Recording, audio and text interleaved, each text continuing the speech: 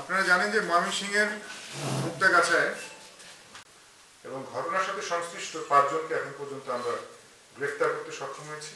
20 দলীয় জোটের যে বড় অংশ, যেটা আমি বললাম যে বিএনপি, সেই বিএনপির নেতা এবং কর্মী। আমরাও তো যখন তখন আপনাদের